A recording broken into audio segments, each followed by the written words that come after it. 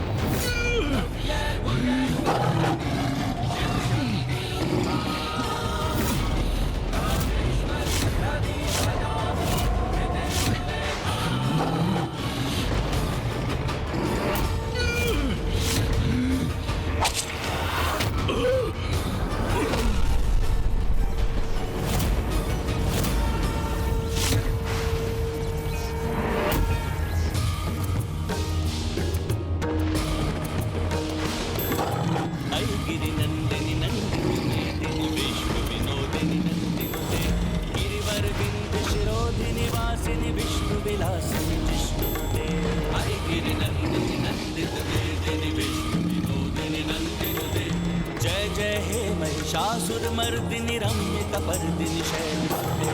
जय जय हे महिषासुरमर्दिनि रम्य कपर्दिनि शैलसुते। जय जय हे महिषासुरमर्दिनि रम्य कपर्दिनि शैलसुते।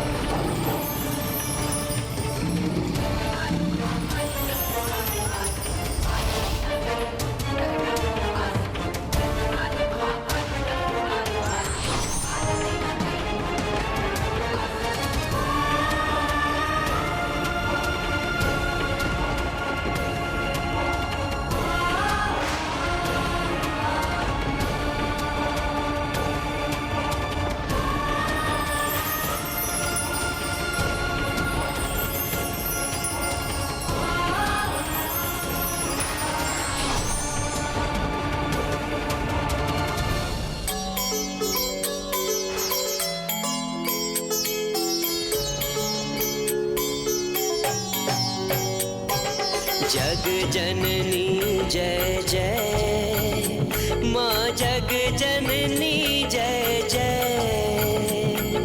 भयहारिणी भवतारिणी, भयहारिणी भवतारिणी, भवभामिनी जय जय। माँ जग जननी जय जय।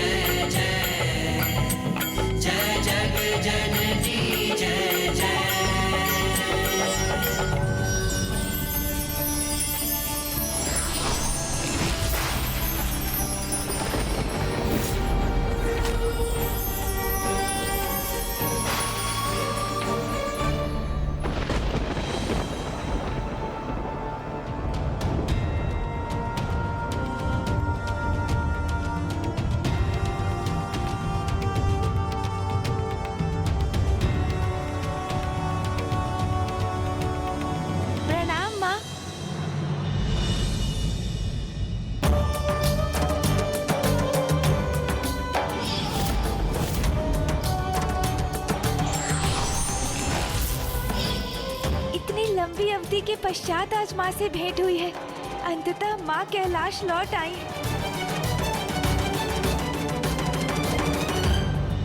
माँ!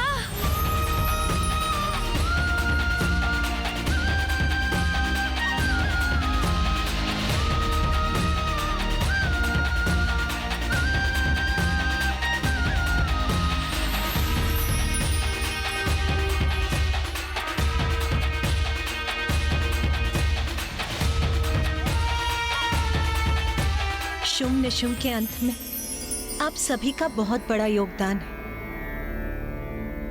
माँ, अब मुझे भी अपने प्रश्नों का उत्तर प्राप्त हो गया कि आपने क्यों माँ मातंगी का रूप धारण किया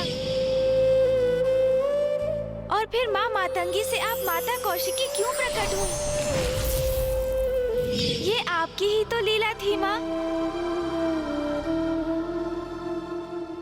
जिसका उद्देश्य था सृष्टि को शुंभ निशुंभ के आतंक से मुक्त कराना। तो क्या अब तुम्हारी जिज्ञासा शांत हो गई पुत्र? माँ, मैं सोच रहा था कि अभी भी मेरा एक प्रश्न शेष है।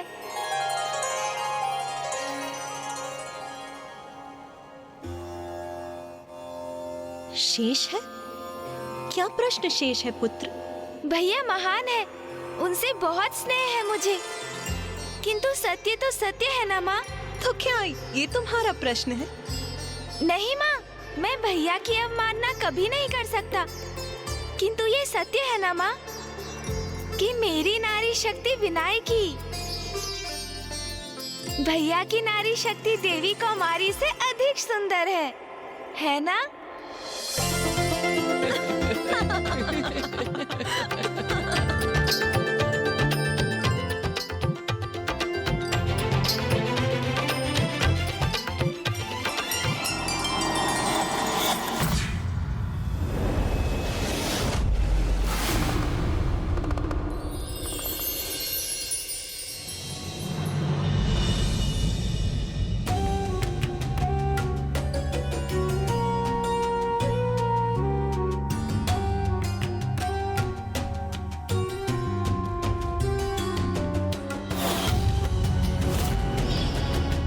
कितनी अधीरता से मैं क्षण की प्रतीक्षा कर रही थी जब मुझे अपने निवास में अपने परिवार के साथ रहने का अवसर प्राप्त होगा। अब वो समय आ गया है।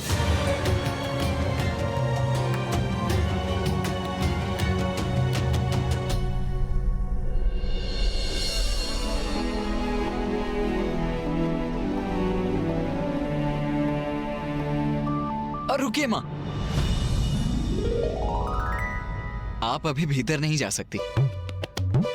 भीतर नहीं जा सकती? क्यों? उसका भी कारण आपको शीघ्र ज्ञात होगा माँ, किंतु उसके लिए आपको अपने नेत्र बंद करने होंगे। नेत्र बंद करने होंगे? किंतु क्यों? क्योंकि हम आपसे अनुरोध कर रहे हैं माँ, बस इसीलिए। उमा, यदि यही तुम्हारे पुत्रों की इच्छा है तो भवन में प्रवेश करने हेतु तुम्हें अपने पुत्रों का निवेदन तो स्वीकार करना ही होगा। अच्छा, यदि आप सभी की यही इच्छा है तो लो, मैंने अपने नेत्र बंद कर दिए।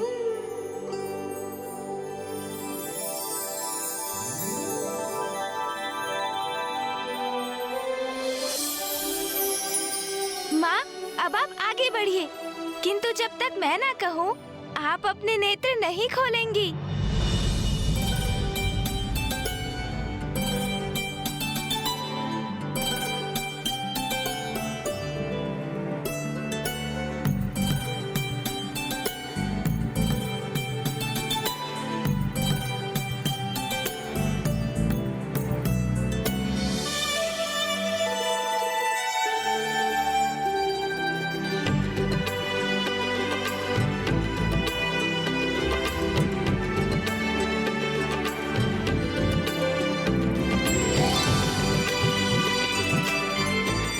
अब उचित है माँ, अपने नेत्र खोलिए।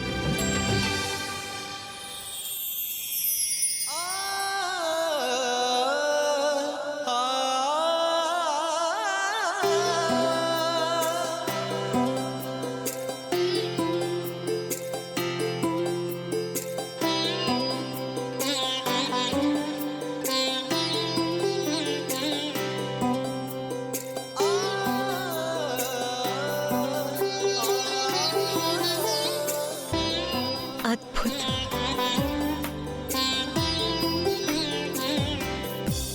कैलाश लौटने पर हम सभी का स्वागत स्वीकार कीजिए माँ।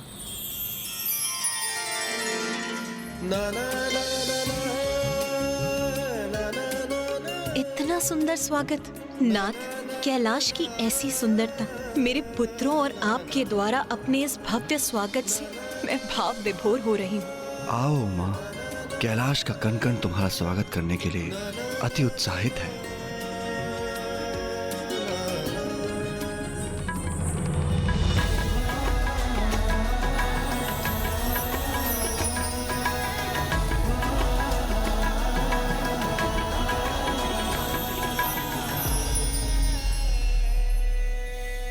देवी पार्वती, आपके स्वागत की समूची व्यवस्था गणेश और कार्तिकेय ने ही करी है।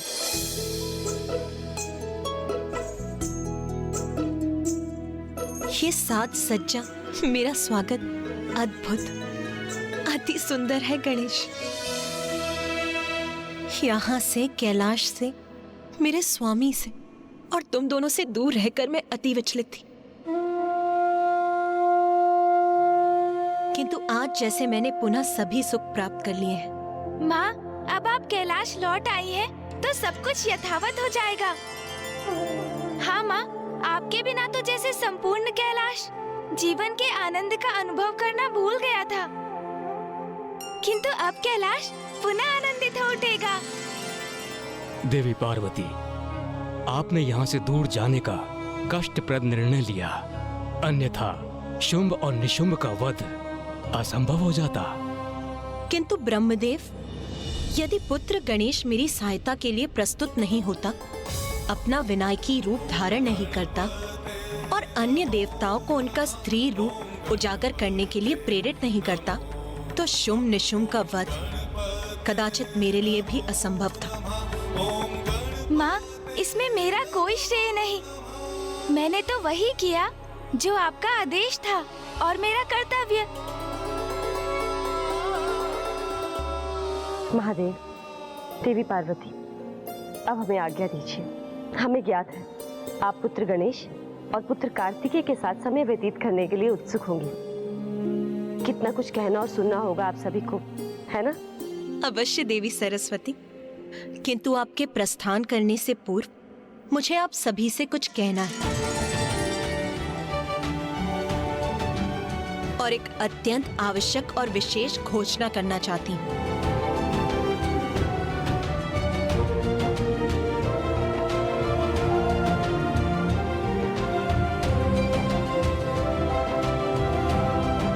और ये घोषणा गणेश के विषय में है।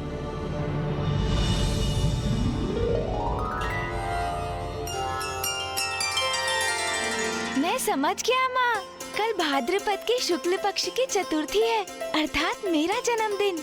आप अवश्य उसके उपलक्ष्य में उत्सव की घोषणा करने जा रही हैं। तो शीघ्र कहिए ना माँ, गणेश को लेकर क्या विशेष घोषणा करनी है आपको? अरे वाह भैया, जन्मदिन मेरा है और उत्साहित आप हो रहे हैं, उचित है, क्योंकि मेरे जन्मोत्सव की संपूर्ण व्यवस्था तो आपको ही करनी होगी ना। पुत्र गणेश, आज मैं तुम्हें ये आशीष देती हूँ कि आज से तुम केवल देवताओं के ही नहीं, समस्त जगत के संकट हरोगे, सबके तारणहार बनोगे।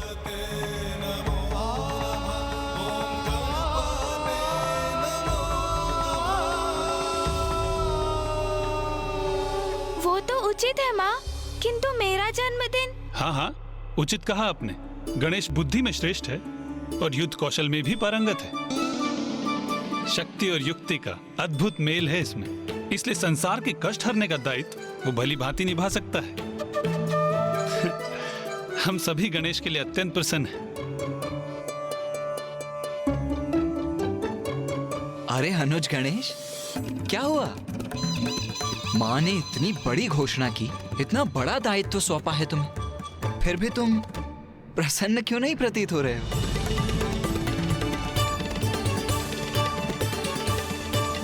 ऐसा नहीं है भैया, माँ मैं तो बहुत प्रसन्न हूँ। उचित है फिर। महादेव, देवी पार्वती, अब हमें भी आज्ञा दीजिए।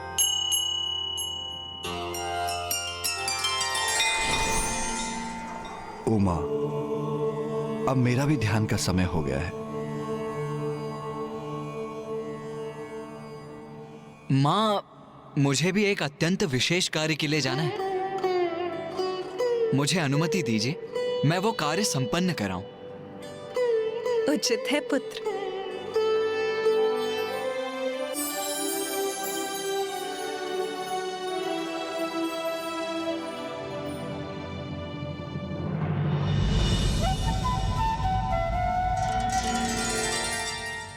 माँ, आप कुछ भूल तो नहीं रही है ना माँ? नहीं पुत्र, मैं तो कुछ नहीं भूल रही। मुझे ज्ञात है तुम क्या संकेत कर रहे हो। इतनी महत्वपूर्ण बात भला मैं कैसे भूल सकती हूँ? मैं तो व्यर्थ ही चिंतित हो गया। माँ को तो स्मरण है, कल मेरा जन्मदिन है। स्मरण है मुझे पुत्र। सायं संध्या का समय हो चला है। तुम मेरी हर बात का कितना ध्यान रखते हो, उसके लिए तुम्हें अनेकों धन्यवाद और बहुत सारा आशीष पुत्र। उचित है। अब मैं जाकर पूजा की तैयारी करती हूँ।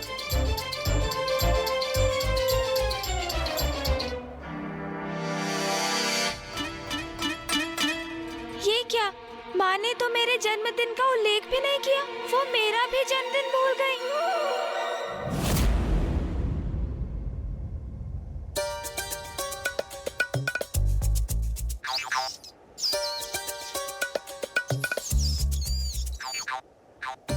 ऐसी अद्भुत सुगंध! अर्थात माँ अत्यंत स्वादिष्ट भोजन पका रही है। आज इतने दिनों के बाद माता के हाथों का स्वादिष्ट भोजन प्राप्त होगा मुझे विश्वास है प्रभु तो रसोई गृह में ही बैठे कर भोजन की प्रतीक्षा कर रहे होंगे।